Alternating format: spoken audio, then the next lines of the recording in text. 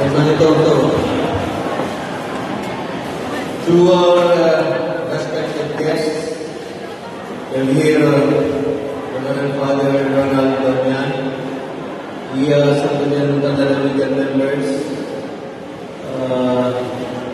Honorable Attorney Mabel Sandilan Jr., and of course, Honorable SPM Benedict Atay, our DTI Judicial Director, Sir Sandy Sangman Jr., and the legislative body headed by Honorable Vice Mayor Eduardo Ero, the Purong Barangays and Barangay officials,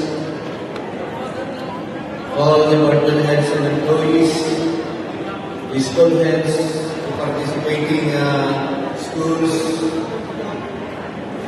our judges for the Pinaka, and of course the cooking competition judges.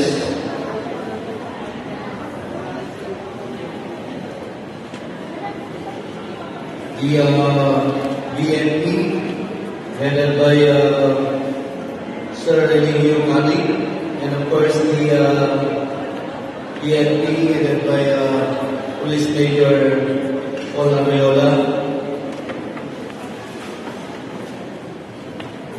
Amin-amin sa pasapa po na ibang morning. Today we gather not just to enjoy delicious peanut. Kas naramanan din, kaya kung naramanan yun, yung tinaramanan din ang bigat, talaga na nangimas na mali. But also to appreciate the importance of peanuts in our culture, agriculture, and daily lives.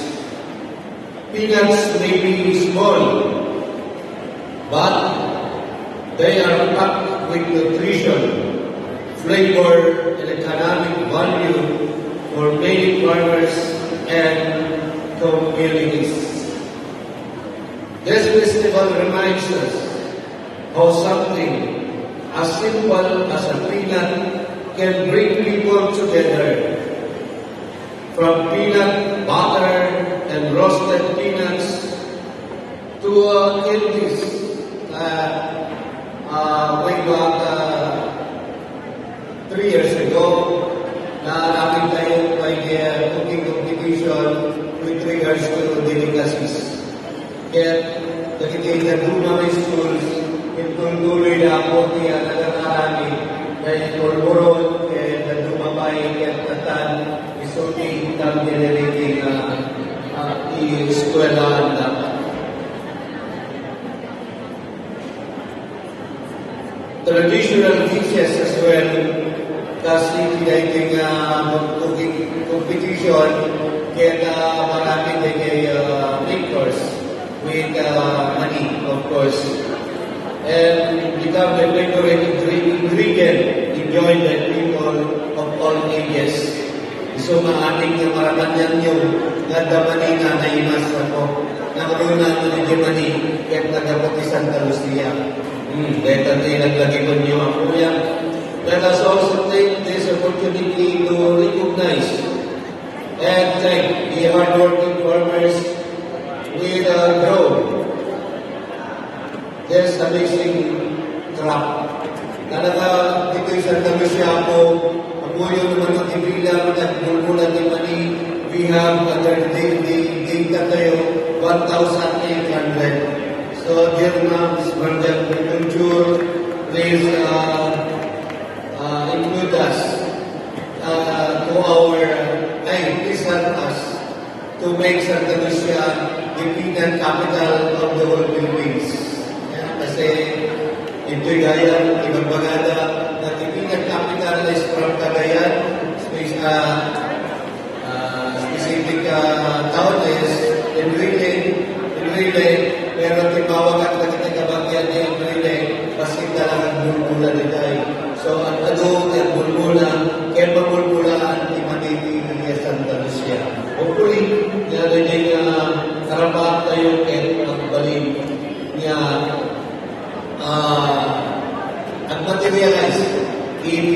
isang bayan. So as we celebrate today, let us enjoy this activity based in different products, but placed by them. We have available at the recent building, balikan natin datang ako nijay na nagiti cooperatives as well as the farmers get nagiti na produce with the help of our DTI and of course from other departments, agencies like DOST, and DOLE, at that nagiti farmers tayo, and associations, agar-aramik the finished product from Mani Apo.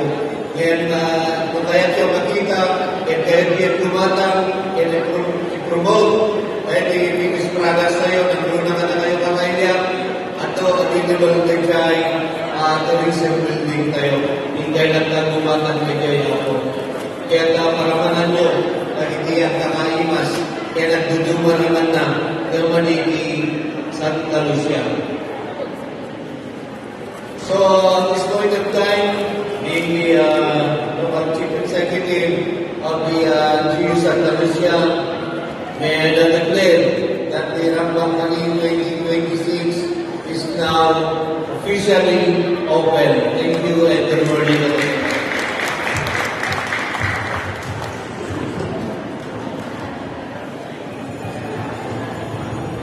As we always emphasize clearly that our one big goal is to become the peanut capital of the Philippines, we will continue to work and unite to achieve that one big goal as our municipal mayor leads us to that big goal.